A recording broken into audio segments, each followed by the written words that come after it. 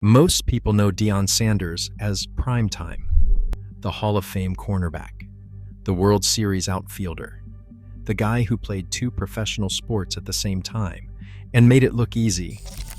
But here is what most people are not talking about.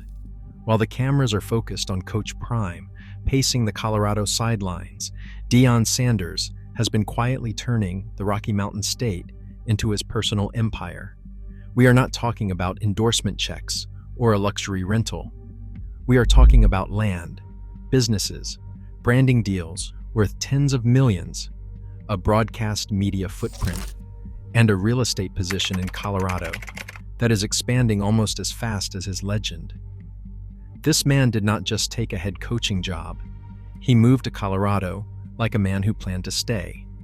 And when Deion Sanders decides to plant roots somewhere, he does not rent, he owns. Today, we are pulling back the curtain on what Primetime has quietly been building in the Centennial State. The portfolio, the properties, the power moves, and the question that keeps coming up in real estate and business circles. Just how much of Colorado does Deion Sanders actually own? Before we get into real estate, let's get something straight about who we're actually dealing with. A lot of people look at Coach Prime and see a personality, a brand, a walking highlight reel. And yes, all of that is true, but strip away the jewelry and the sunglasses, and what you are looking at is one of the most calculated wealth architects in the history of American sports. Deion Lewin Sanders was born in Fort Myers, Florida, in 1967. He was a first-round NFL draft pick in 1989. He went on to win 2 Super Bowl rings with the 49ers and the Cowboys. He earned 8 Pro Bowl selections. He is the only man in history to play in both a Super Bowl and a World Series. That's not a resume, that's mythology. But what separated Deion from his peers was not just the talent, it was the mindset. While other athletes were signing contracts and spending them, Deion was studying the business of Deion. He understood early that the jersey had an expiration date. The brand did not. So he built one. And when the playing days ended, he took those same instincts and turned them toward football coaching, media, and eventually a land grab in one of the most desirable states in the country. In 2022, Deion Sanders accepted the head coaching position at the University of Colorado Buffaloes. On the surface, that looked like a career pivot, a retired legend trading his suit for a headset. But look closer, because the move to Boulder was not just about football. It was a strategic repositioning of everything the Sanders brand stood for. Colorado is one of the fastest growing real estate markets in the western United States. Boulder, specifically, sits at the intersection of outdoor culture, elite education, and tech money. The median home price in Boulder hovers well above $1 million. Property values in the surrounding mountain towns have appreciated at rates that make coastal markets look slow. When Deion arrived, he did not show up and rent an apartment. He came to establish a presence. And the community did not just welcome him, they transformed around him. The Colorado Buffaloes football program, which had been largely irrelevant for years, suddenly had a national television audience. His first season brought record-breaking viewership numbers, sold-out stadiums, and a marketing wave that poured money into Boulder's local economy. Sponsorships, merchandise, tourism traffic. The man arrived and turned on a spigot that the city did not even know it had. Let's talk about the compound, because this is where it starts to feel like Coach Prime understood something about Colorado that most coaches simply don't. Deion Sanders reportedly acquired a sprawling private estate outside of Boulder, nestled in the foothills at the edge of open ranch land. The property sits on significant acreage, positioned away from the noise of town, but close enough that the commute to the football facility stays manageable. That separation is intentional. The architecture follows what you might call mountain estate formalism. Dark exterior materials, stacked stone, and wide glass frame the mountain panorama without interrupting it. It is the kind of home that does not ask for your attention because it does not need to. You approach through a private gate, and by the time you reach the house itself, the outside world has already fallen away, completely. Inside, the scale shifts your sense of space immediately.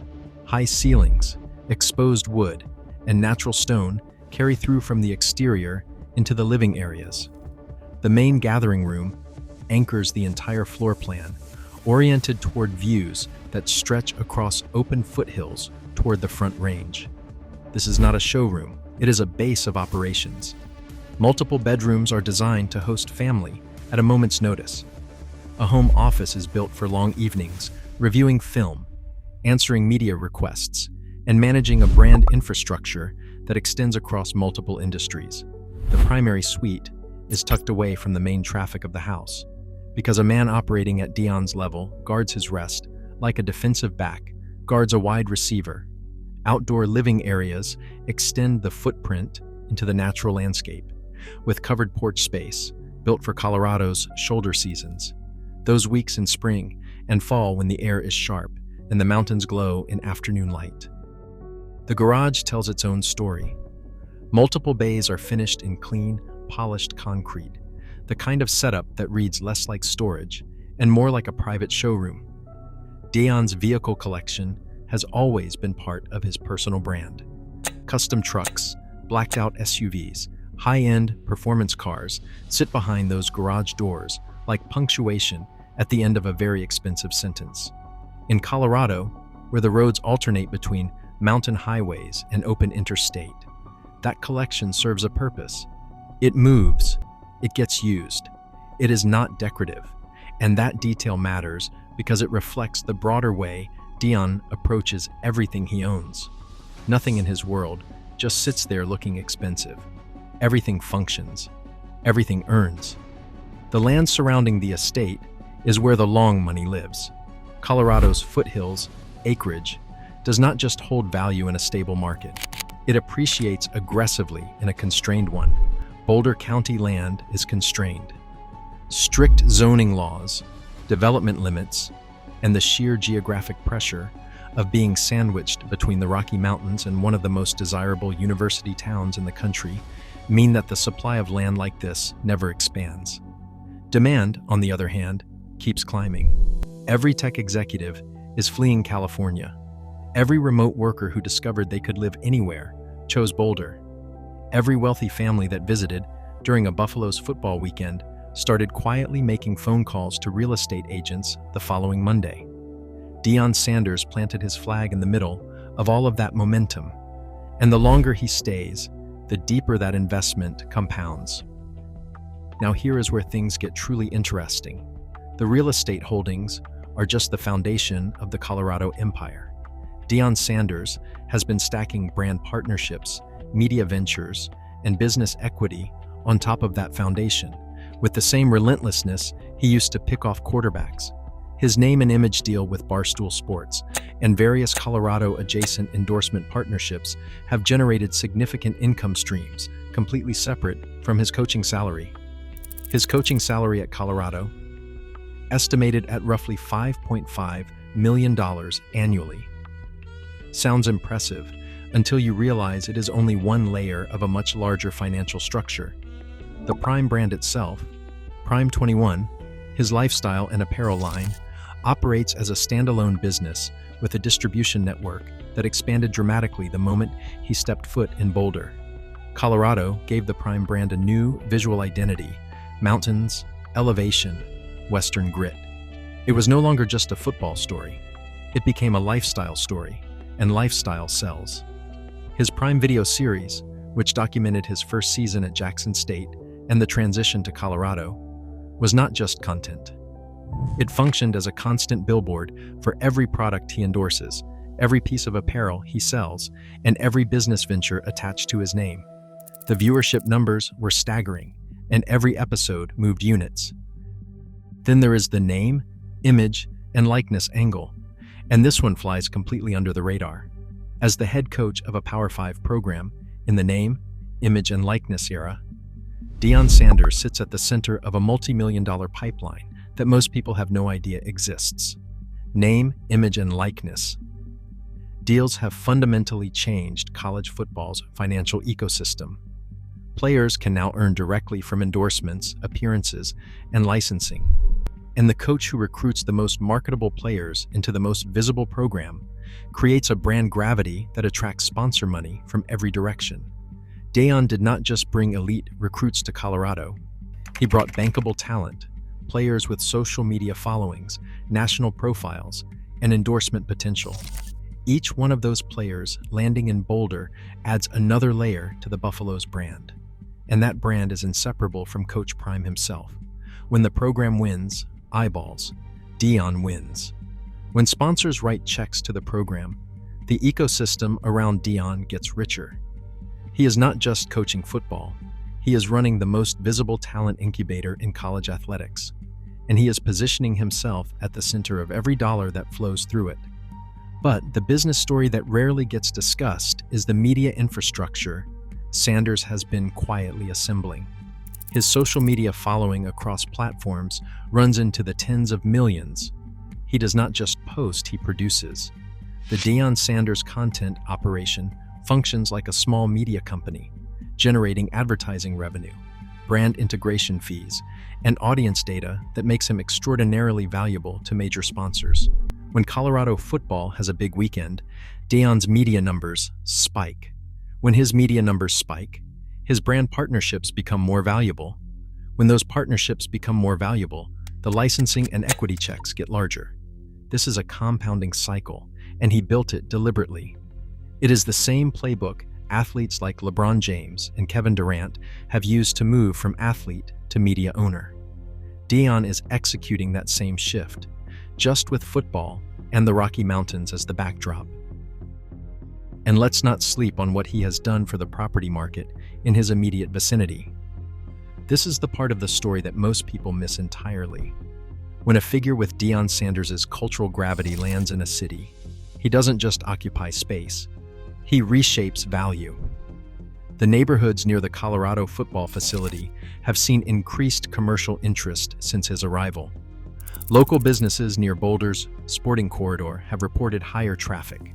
Hotel occupancy during game weekends jumped sharply in year one.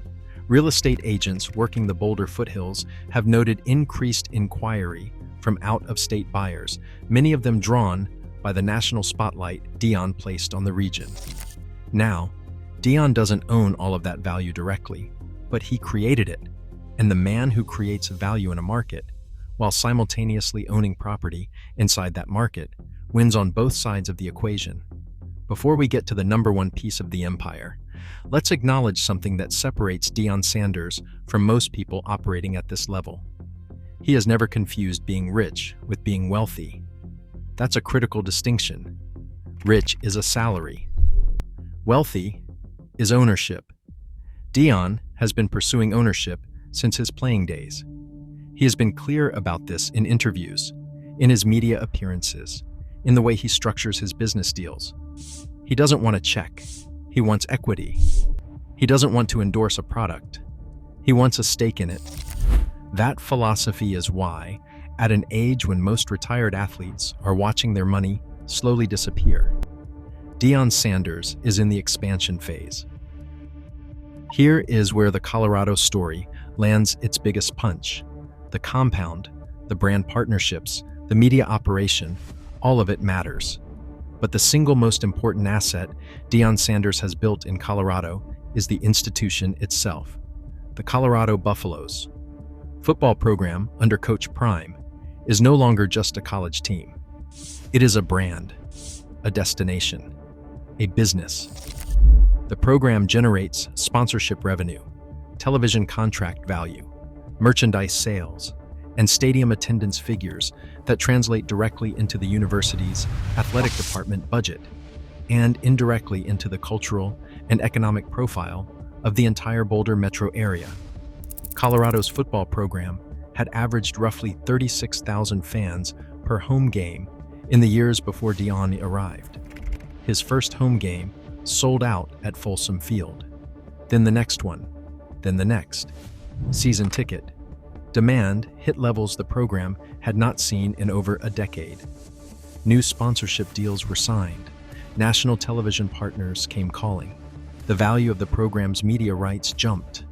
The university raised funds at levels that were previously out of reach. None of that happens without the man who made every casual football fan in America care about Boulder, Colorado. That is the empire, not a single mansion, not one business, not a jersey number hanging in a stadium. It is a compounding network of real estate, brand equity, media infrastructure, and institutional value that stretches across the Colorado economy. Like the Rockies stretch across the horizon. Wide, layered, and built to last. Deion Sanders did not just take a coaching job. He made a city his platform. If you have been paying attention to prime time for the last 4 decades, you know that wherever he shows up, he does not just compete. He dominates. And Colorado, it turns out, was exactly the right place for the next chapter of one of the most compelling wealth stories in American sports history. If this breakdown changed how you think about what Coach Prime is really building, drop a comment below. What's your read on the Deion Sanders empire? Is Colorado the move that cements his legacy? Or is there a bigger play coming that nobody is talking about yet? Hit the like button if this video gave you something to think about. Subscribe if you have not already, because this is where we break down the business, the buildings, and the blueprints behind the most powerful Black wealth stories on the planet. We will see you in the next one.